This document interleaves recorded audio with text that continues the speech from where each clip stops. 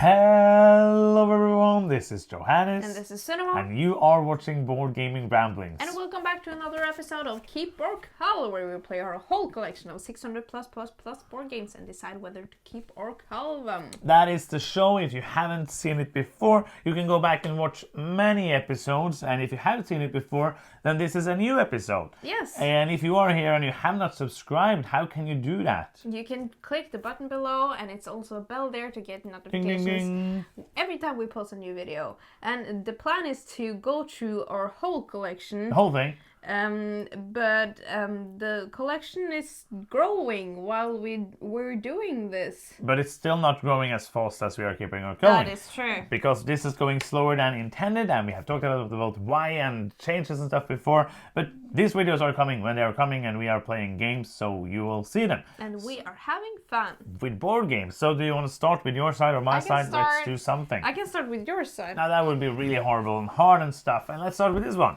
Capital Lux 2. You ready? Yes. Okay. 1, 2, 3. Boom. This is a really good game. Yes. I'm choosing Cull because there's a lot of really good games, but I have fun when I play this game. I think it's clever. Yes. It's a very simple game. You have a hand of cards, yes, and you want to play them into your city, but also into like the capital or Capital something. Yes. Lux. And you want to have like below the highest number possible, but below the number on the same color in the capital. And there is different what do you call it? The actions you can take as well. Different abilities for different. Abilities. Yeah, thank you. So they had Capital Lux, who basically had that one set of abilities in the middle, and this one has a huge amount of different abilities for the different cards. So you can play it, I think, in 256 possible variations. That is really cool. We're never going to do that, but I really like the game, and I would love to explore it more, to see more of the different abilities, because we have played with just the base set and yes, a couple of the other ones. Because when we had the time to play it, we have played it mostly with people who hadn't played it before, so we played with the basic one. Yes. But again, I really want to keep, because I think it's one of those, it fits into that card game. So it's kind of simple to play. So even if you play with players who are not used to playing board games, it feels like playing a card game, but just with like a little bit of a twist. It's and very people easy to get are to the used table, to play yeah, card games. So we're keeping Capital Lux 2. Next up over here, not even looking. Boom. We have Port Royal. This is a push your luck game about pushing your luck and getting points. Are you ready? The theme in here is great. Yes. 1, 2, 3, boom. I know why you agreed to cull this. It's because it's coming a new one into our lives that I really don't want, because I don't like this game. Well, I don't dislike it. Yes. Yes. But I don't like it Works. either. Yeah. But it's fine. It's a review from Sonoma. I don't dislike it, but I don't like it either. That's a very good review. I think the game is good. I don't know if we will get a new version, but I know there is a new version, so if I ever want it, I'm probably not gonna miss it, and then we're just gonna never have it again. It's which is probably what's gonna happen. It's one of those games that is very, very easy to get a hold of. Yes, I like the game. I think it's a good game, a good push-a-luck game, but I don't need to own it. So that is Port Royal, the normal edition. Next up, we have this game. Unmatched. Yes. Yes. This is Cull and Fog. This is the Unmatched series of games that I wanted to play for a long time, and we didn't get it, and then I pushed the button and I got it. Are you ready? Yes. 1, 2, 3, boom.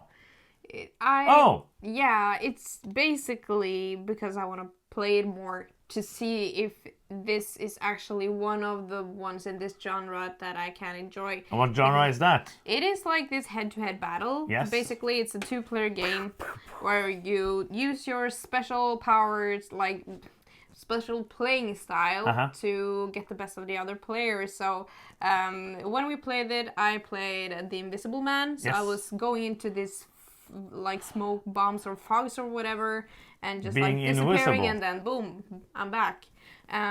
So you kind of want to play to your strength. I'm curious to see how the other characters in this game plays. We've only played this once. Yes. This is not normal in my genre, so this might be a victim of our next future Keeper Cull. 2.0. So if I don't know if we had gotten to play it like 4 or 5 times now, I might have chosen Cull for this one, but I want to explore it a bit more before I say goodbye to this. Really happy to finally have played it. I enjoyed the card play of it. I'm also like, I did like it. I like the setting so much. I like the fact that you can play Sherlock Holmes versus Deadpool, and you can play all these really weird matchups. I really love that. So we will see what happens after more plays. Yeah. That is Unmatched. Keeping it, next up we have Keyflow, which is basically the drafting version of Keyflower. Yeah. Which is one of my favorite games in the Key series. Yes. Let's see how this one is. 1, 2, 3, boom! Oh, sorry, boom! I was just like, you're culling this? No, obviously you're keeping everything. Well, I love Keyflower. I think it's a great game, and I think this is a great adaptation with a drafting instead of an auction. And it has some really positive things about it. It is simplified because you don't have like an infinite of options. You have to pick one of those cards in your hand, and then if you pick like a meeple card, which lets you do an action, then you have to like follow the arrows, and you might not have the option to pick the other players. You might just have to use your own actions. But other than that, it reminds me a very great deal of Keyflower, which is a great game. So I think this was a great way to make it more approachable and easier to get into, and it still has a lot of the great stuff from Keyflower. You miss a lot of the crunch from Keyflower with the auction and all of that, but this is a very much lighter and more streamlined version of the game. It's, for me, by far the most streamlined game by Richard Brice. Even the rulebook is actually possible to read, which is not a thing that always happens with Richard Brice videos. I think this is a very great game. I give you everything basically that you said. So we're keeping Keyflow. It's the greatest game. It's the greatest of the games called Keyflow. Oh. Demarker. We played this. It was heavier than I thought. Oh, like the box or the actual game? Yeah, it fitted to the game because it's a heavy game. Are you ready? Yeah. 1, 2, 3, boom! This is. I was a bit unsure now what you were gonna do because I don't know you anymore. You're like, oh, heavy board games not fun anymore, not and you're like, anymore. boom, calling. Well, I was plotting with the idea, but then I couldn't. No, it's a very good game. It is. I love the theme for one. It's so unique. It's the only game that I know that is about the German election system. I think it's the only one. I don't like. Oh, this was so fun. The theme of it, but it's really thematic, and I love that about it. It's a very, very, very interactive game, which means that you can think that you have a plan, and then Johannes can just like mess a little around, and you don't have a plan anymore because it all crumbles, and you need always more money than you have. So every penny or like 1,000 euros that you spend that goes to waste feels so hurtful. But the way that you always want to match your party program to the opinions in the state or the area that the election is held, but also focusing on the other elections that are going to happen in the future round as well. Very, very cool game. I think it's an amazing game. It is. It's the most dry game ever. Like, it's just beige, which is the color of my heart, so it's fine. It is kind of beige. Well, it's very bland, yeah. It's obvious. It's very. It's actually some colors. It's almost back like of the box. sepia. Oh, it's been a long time. Oh, we have forgotten about back of the box. Back That's of the something box. we did. But this is the front of the box, and you get what you see. Like, if you see this and you think this looks fun, then this game is for you. Yeah. If you see this and you think, why is this a thing? Then this is not a game for you. But it's a fantastic, dry, heavy Euro game. Yes. That we're putting on top of this pile over here. Oh, it's my turn. It's your turn. Next up, we have this very big box called Small City, which is, you can see that it's using its space very good. Very efficient box space. You could have like this game could have been this big. It's not. It's big because watch our video on box sizes. Because it's called Small City, and then it has to be a big city. This is Alban Weard, Small City. Are you ready? Yes. 1, 2, 3, boom. Is it going to have a new version of this? This is kind of like a soft keep because it is a soft keep. I wanna keep it until I have the other box in my hand. Yes. Because if sometimes you think, oh, we backed this on Kickstarter, and then we didn't get the new version, and we already sold the one Madeira, but it didn't happen for us, luckily. But some people did that with some games, and then they did never get a new version, and they were sad. So Small City is a fantastic, very crunchy, big city building game, very heavy. Just was a deluxe edition on Kickstarter, which I can't wait to play to get some expansions and stuff. Join into the mix. One of my favorite games. It's already been on my top 100 games of all time, if you have seen that.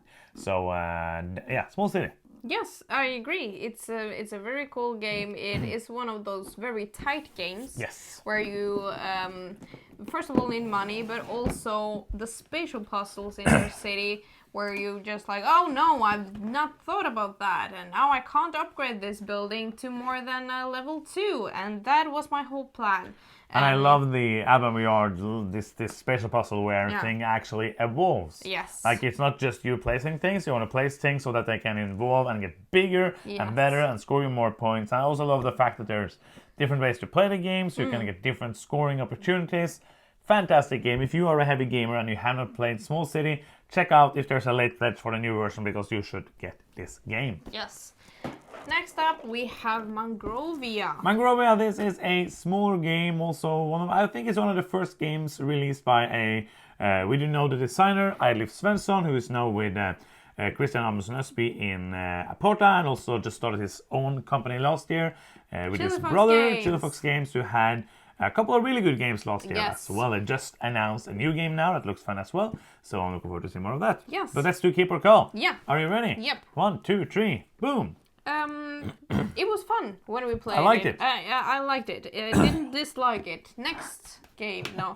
I think it has some really cool special elements with it, because you're basically paying for, it's a little Ticket to Ride style, where you just like collect cards, and then you want to use those cards with like a combined number to place your, I don't know, hut? Some little smaller something things. On the map to gain majority and points at the end of the game, but also to get like in-game advantages. Yeah. And what I thought was some of the coolest thing about this game, in addition to the map thingy, was how you choose your actions, because you have like, when you have one meeple that isn't a meeple. It's a bowl. Yes, one bowl that you place on one action space, and that basically gives you 2 actions, and one that also dictates what order you do the action in. Yeah. I love seeing your brain like trying to remember all the things about the game. Yes, all the English words. Yes. I agree. This is a very good light game. Absolutely, I enjoy different parts of the.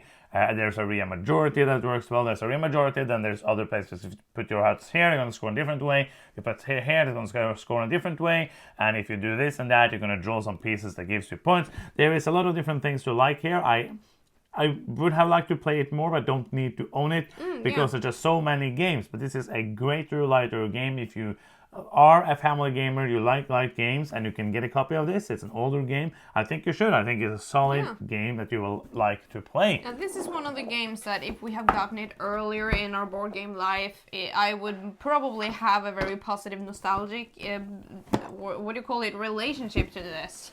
Last up for today is Taj Mahal from Rainer Knizia. Are you ready? Yes, I am. 1, 2, 3, boom. This is a very clever game as well. Like, Rainer Knizia makes such like cool games. He has these key concepts that he just like takes a little twist on to make it interesting.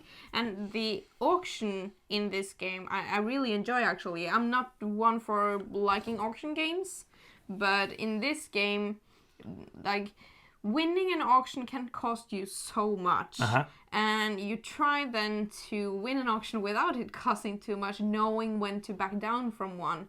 So you're basically playing cards one and one, around and around, and you decide whether to like up your, like, play another card to stay in the round or back out. And when to keep playing and when to stop and just save up for the next round is very important in this game. Yeah, basically it's a very clever.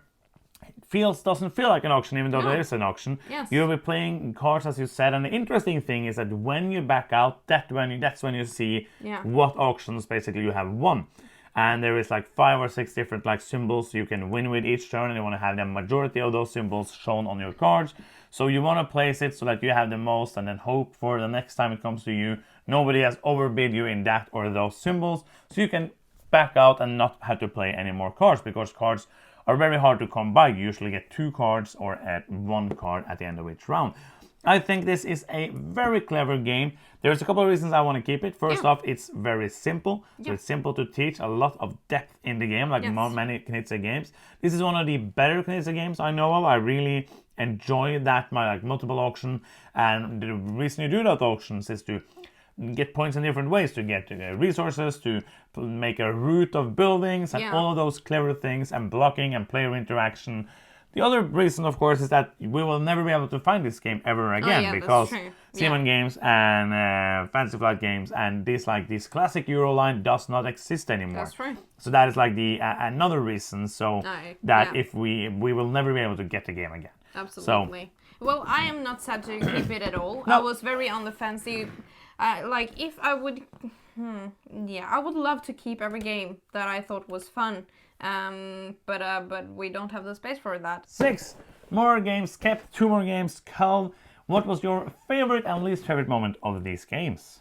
Oh, I think one of the funnest things was to get to play Small City again. Yeah. Because it's been so long since we played it last time. That's true. And also trying Keyflow was really fun. It surprised me. I didn't think it was going to capture those nice things from Keyflower as well as it did. Even though, as you said, it does lose some tension from the auction, of course. Least favorite, I think that has to be Port Royal, but I really didn't have a bad time with this either. No, this is a week where I had a problem finding a negative thing. There's no but I think Keyflow, and I agree with you, which is boring. So I'm gonna say the best experience was Port Royal. So we're keeping that? No, because it was a bad experience of being good. No, I enjoyed playing all of this, but Small City was really good to be playing again. Kind of wait to play the deluxe edition. And Keyflow was very fun to get off the shelf again. Yes. So that are 8 more games. We are slowly grinding our way upwards. This is going way slower than planned. Yes. But hopefully, when we go over summer and rain starts to come back and we just want to be inside, we get to play way more games again. Well, we have done this for a long time, though. Yes. We thought we were going to be done in 2021, so we were really doing overtime. And now I think it's free for all. There's no rules anymore. Play games, do keep a call, you watch it, comment what you think. Yes. And that's the end of the video. If you are still here and you have not subscribed, you can do so now. Bye. Clicking the subscribe button. It's fun and it's free and it makes us happy like this. And if you want to do something that's not free, you can. Go to patreon.com/boardgamingramblings and support us there. And that's the end. Thank you so much for watching. I'm Johannes. I'm Senua. And you've been watching Board Gaming Ramblings, and bye-bye.